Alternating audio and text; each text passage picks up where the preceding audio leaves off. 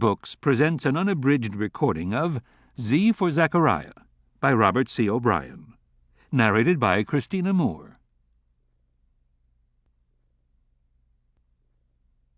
Chapter 1. May 20. I am afraid. Someone is coming. That is, I think someone is coming, though I am not sure, and I pray that I am wrong.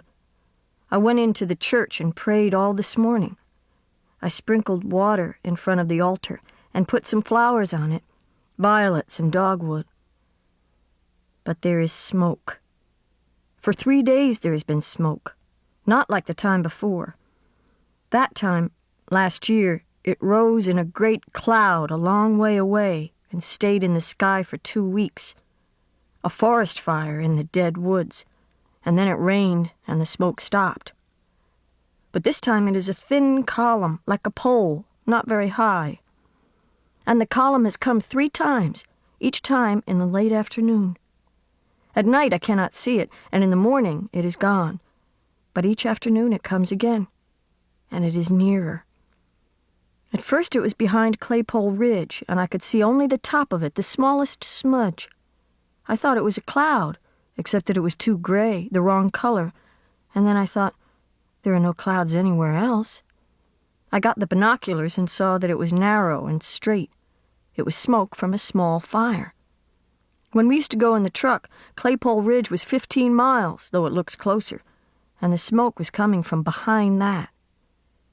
Beyond Claypole Ridge there is Ogden Town, about 10 miles farther, but there is no one left alive in Ogden Town. I know, because after the war ended and all the telephones went dead, my father, my brother Joseph, and cousin David went in the truck to find out what was happening, and the first place they went was Ogden Town. They went early in the morning. Joseph and David were really excited, but Father looked serious. When they came back, it was dark. Mother had been worrying. They took so long. So we were glad to see the truck lights finally coming over Burden Hill, 2 miles away. They looked like beacons. They were the only lights anywhere, except in the house. No other cars had come down all day. We knew it was a truck because one of the lights, the left one, always blinked when it went over a bump. It came up to the house, and they got out. The boys weren't excited anymore. They looked scared, and my father looked sick. Maybe he was beginning to be sick, but mainly I think he was distressed. My mother looked up at him as he climbed down. "What did you find?" He said, "Bodies. Just dead bodies. They're all dead." "All?" We went inside the house where the lamps were lit, the 2 boys following, not saying anything. My father sat down. "Terrible," he said, and again, "Terrible. Terrible." We drove around, looking. We blew the horn. Then we went to the church and rang the bell. You can hear it 5 miles away. We waited 2 hours, but nobody came. I went in a couple of houses, the Johnsons, the Peters. They were all in there, all dead.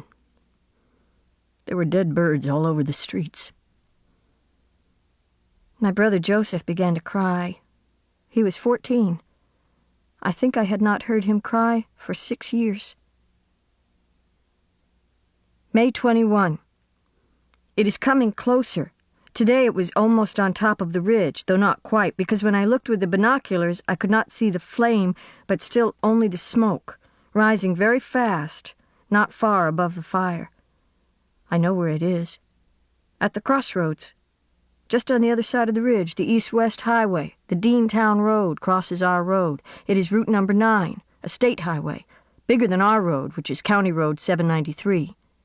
He has stopped there and is deciding whether to follow number 9 or come over the ridge.